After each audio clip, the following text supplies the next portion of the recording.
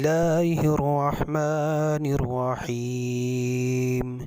ہم آپ کو مولانا عامر الاسلام کے آفیشیل چینل پر خوش آمدید اعوذ باللہ من الشیطان الرجیم، بسم اللہ الرحمن الرحیم۔ معزز سامعین و حاضرین، السلام علیکم ورحمۃ اللہ وبرکاتہ۔ آج کا ہمارا موضوع ہے آیات شفا کے متعلق۔ اللہ اکبر۔ حضرت سیدنا ابو ہریرہ رضی اللہ تعالیٰ عنہ آپ فرماتے ہیں، آقا علیہ الصلوۃ والسلام نے ارشاد فرمایا کہ اللہ رب العزت نے کوئی بھی بیماری ایسی پیدا نہیں کی کہ جس کے لیے اللہ نے شفا یعنی کوئی دوائی نازل نہ فرمائی ہو۔ اسی طرح مسلم شریف کی دوسری حدیث حضرت جابر رضی اللہ تعالیٰ عنہ فرماتے ہیں کہ آقا علیہ الصلوۃ والسلام نے ارشاد فرمایا کہ ہر بیماری کی کوئی نہ کوئی دوا ہے۔ جب بیماری کو اس کی صحیح دوا پہنچا دی جاتی ہے تو خدا کے حکم سے وہ بیمار اچھا ہو جاتا ہے۔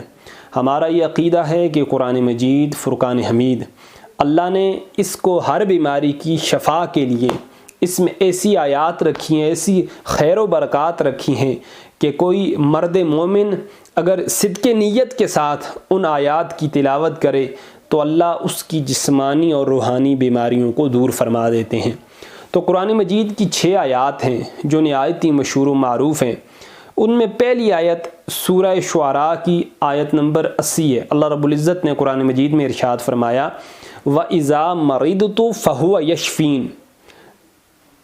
ذہن کے متعلقہ جتنی بھی بیماریاں ہیں، خواہ ٹینشن ہے، خواہ لیک آف کانفیڈنس ہے، خواہ یادداشت کی کمی ہے، حافظہ کمزور ہے، کوئی چیز یاد نہیں رہتی ہے، غصہ ہے، ڈپریشن ہے، چڑچڑاپن ہے، جتنی بھی بیماریاں ہیں، اگر اس آیہ کریمہ کا بکثرت ورد کیا جائے تو اللہ پاک اس آیہ کریمہ کے ورد کے صدقے اور وسیلے سے اس بندے کو ذہنی بیماریوں سے چھٹکارا اور نجات عطا فرما دیتے ہیں۔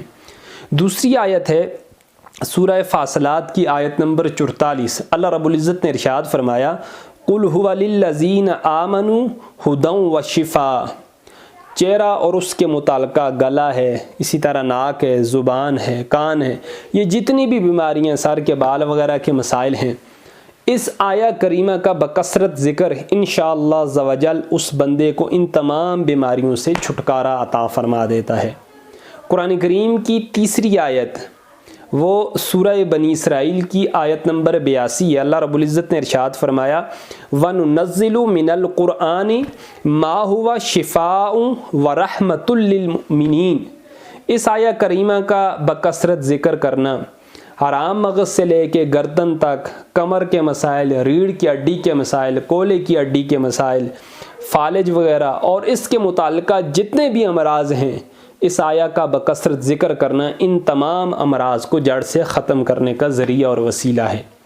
قرآن کریم کی چوتھی آیت سورہ یونس کی آیت نمبر 57 ہے قَدْ جَاءَتْكُمْ مَوْعِظَةٌ مِّن رَبِّكُمْ شِفَاءٌ لِّمَا فِي الصُّدُورِ وَهُدًى وَرَحْمَةٌ لِّلْمُؤْمِنِينَ۔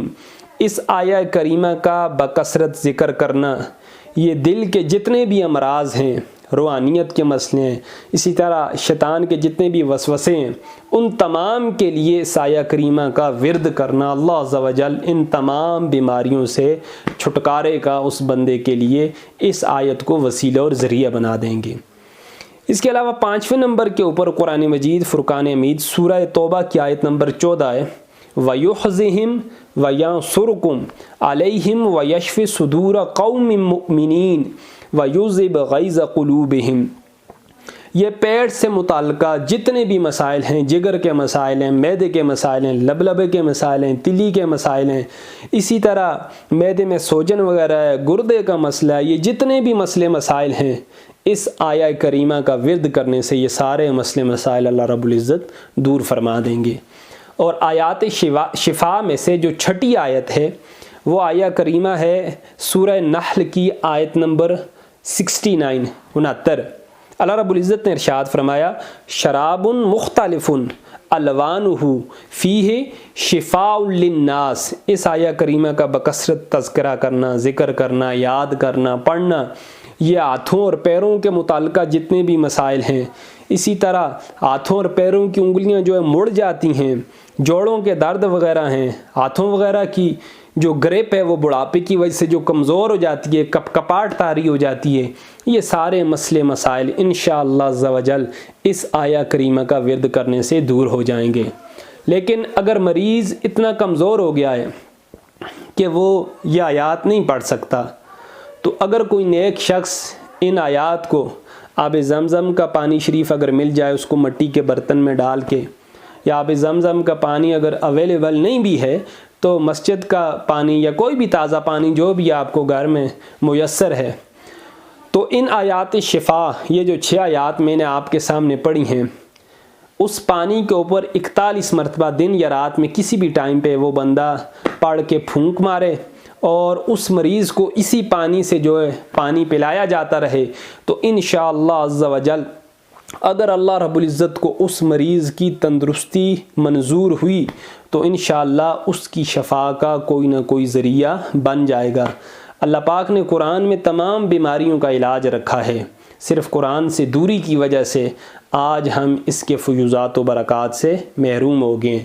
اگر کسی بندے کے اوپر کوئی بیماری آ جائے تو سب سے پہلے وہ اللہ رب العزت سے توبہ کرے، اے مولا میرا کوئی ایسا گناہ تھا جو تجھے برا لگا ہے، جس کی وجہ سے میرے اوپر یہ مصیبت آ گئی ہے، اے اللہ میرے اس گناہ کو معاف فرما دے، میری اس مصیبت اس بیماری کو دور کر دے۔